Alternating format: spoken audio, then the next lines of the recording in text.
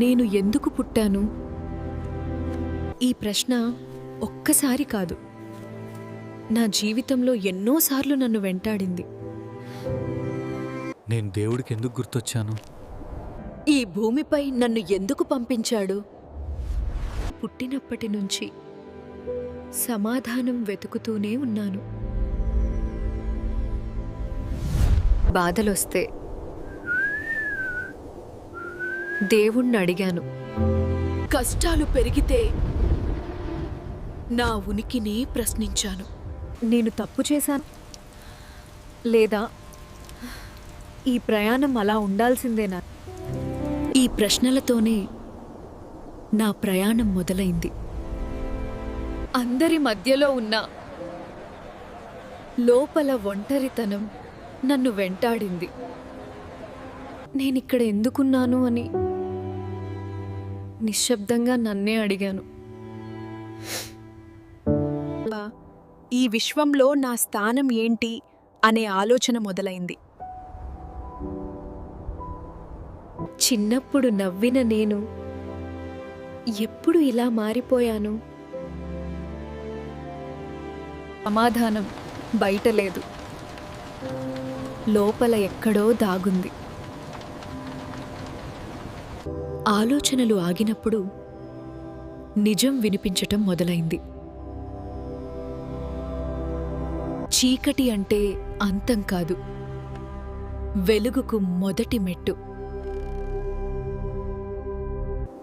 కాలం పరుగెడుతోంది, నేను మాత్రం అర్థం వెతుకుతున్నాను. పట్టుకోవడం వదిలినప్పుడు జీవితం మాట్లాడింది. బహుశా నేను సమాధానం కాదు, ప్రయాణమే అయ్యుంటాను. వర్షం పడితే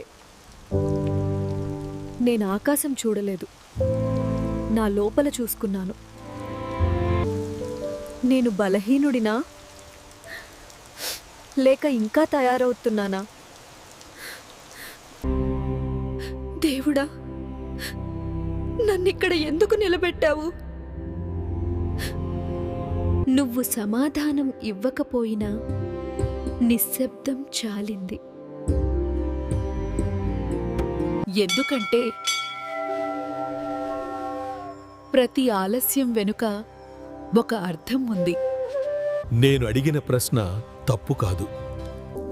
దేవుడు తొందరపడడు, ఎందుకంటే మనం తొందరగా విరిగిపోతాం. అందుకే నెమ్మదిగా తయారు చేస్తాడు. ఒకప్పుడు నేను ప్రశ్నలేని మనిషిని. అప్పుడే జీవితం నిజం. ఇప్పుడు సమాధానాలే భారమయ్యాయి. ఎప్పుడు పెద్దవాళ్లమయ్యామో అప్పుడే భయం మొదలైంది. జనం మధ్యలో ఉన్న ఒంటరిగా ఉన్నాను. నిశ్శబ్దమే నిజం చెప్పింది. నీ పుట్టుక యాదృచ్ఛికం కాదు, నీ బాధ కూడా వృధా కాదు. అన్నీ కలిసే ఒక ప్రయాణం. నువ్వు ఎవరికైనా ఉపయోగపడితే అదే నీ అస్తిత్వం. పెద్ద కార్యాలు, చిన్న క్షణాలే దేవుడి పని. అప్పుడు అర్థమైంది, నేను మారడానికి పుట్టాను, నా భయాన్ని విడిచిపెట్టడానికి, నా పరిమితులను దాటడానికి. దేవుడు నన్ను పంపింది ఇదే, జీవితాన్ని అనుభవించడానికి. నేను చాలా ప్రశ్నలు అడిగాను, కానీ ఒక్క ప్రశ్నకు కూడా సమాధానం దొరకలేదు. నేను ఎందుకు పుట్టాను? ఈ జీవితమంతా తప్పులు, భయాలు, సందేహాలేనా? దేవుడా, నన్ను ఎందుకు ఇక్కడికి పంపించావు? అప్పుడు ఒక మౌనం సమాధానమిచ్చింది.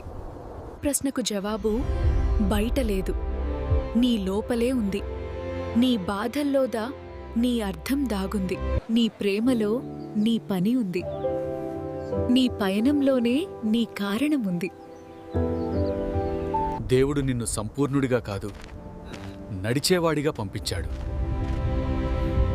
జవాబులు ఇప్పుడే కాదు, సమయం వచ్చినప్పుడు నువ్వు ఎందుకు పుట్టావో నువ్వు జీవించడం ఆపిన రోజు కాదు, నువ్వు జీవించడం నేర్చుకున్న రోజే నీ సమాధానం దొరుకుతుంది. అంతవరకు నడుస్తూ ఉండు. అర్థమయ్యే రోజు వస్తుంది.